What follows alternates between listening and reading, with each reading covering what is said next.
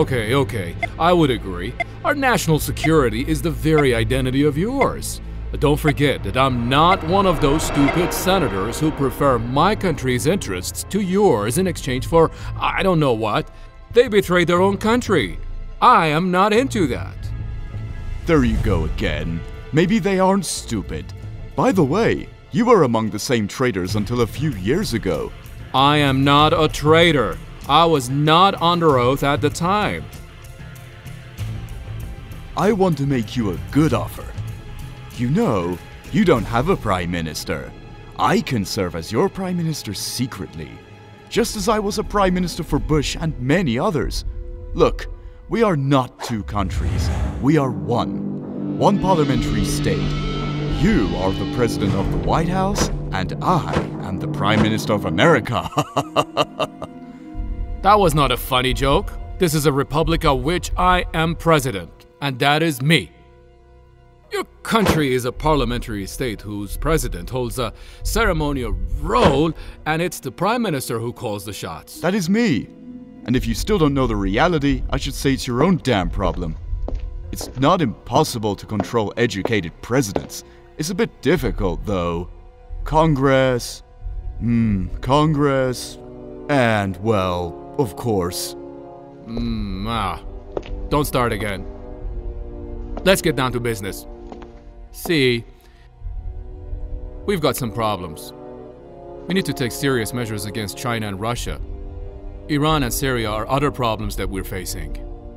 And as for the Middle East peace talks, we've got serious decisions to make.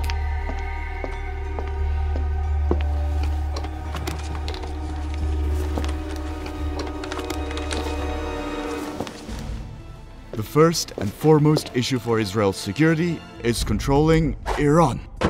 Their foreign minister is in Geneva now, and I am worried. Don't worry about Iran at all. A hotline has already been established to have direct talks with them. Jack Sullivan and William Burns have entered negotiations with them directly. I know, in Oman. But I believe this process is giving them an opportunity to finalize their projects. Finalize what? Are you really afraid of an Iranian bomb? Oh yes. Hell yes. I am worried about that. The people of my country are worried. The mothers of my country dream of long-range Iranian missiles that are carrying nuclear warheads, headed for their homes. That's the nightmare of my country's innocent children. Look, I'm ready to get emotional, but on camera, not here. Well, it's got to be worth it. The Iranians have not made an attack on any nation for at least 300 years, nor have they started any war. Besides, their prestige is intertwined with their ideology. Their leader says that their school of thought does not allow them to use such a weapon. How do I address the public opinion then? Well, that's a game they are playing. They didn't launch an attack against any nation because they didn't have the power to do it. The US itself has almost been everywhere, and it's used nuclear weapons at least twice, hasn't it? I did not include the depleted bombs it used in Iraq and Afghanistan. In that case, your powerful country should also sign the NPT. Say what? You mean Sullivan and Burns are making a deal over the issue, aren't they? Oh, no one can ever trust you. We must always keep an eye on you. Then a bunch of fools come forward and call this snooping on American officials. Stupid idiots. You're making dangerous deals with the Iranians. Little Luther, such comments are within parallel 37. Hey, come on! In 2007, the one who gave the sanctions regime to Congress was me, wasn't it? At the time, I was the senator for the state of Illinois. But now that it's working, you're gonna bring it to a halt. What is working?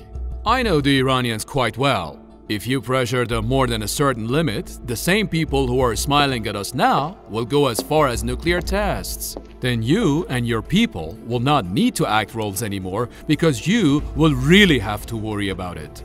This is the power of my diplomacy, which shouldn't be neutralized, otherwise you will suffer more than anyone else. And that will be because you have betrayed your own people. Don't threaten me. You understand? I don't want this string to be torn, but you must make more serious threats. Otherwise, I mean, if you make proper threats, you won't have to take action. Until the end of this story over whose closing chapter we are divided, you should not move your finger from the trigger. You should keep the threat of military action on the table for Iran, and you must stick to it forever. By the way, why didn't you use the word country instead of people? Because we need to talk about your country too.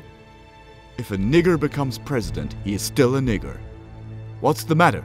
Your heart goes out to them? I didn't mean anything. I just meant that we should give a territory to the Palestinians under a deal between you and them. A tiny territory. What do you think? I don't want to discuss that. Alright. Someone needs to see you. It's related to the issue you just mentioned. Who? A friend, don't worry. Don't forget our meeting. Same time, same place. I would also like to see Sullivan and Burns.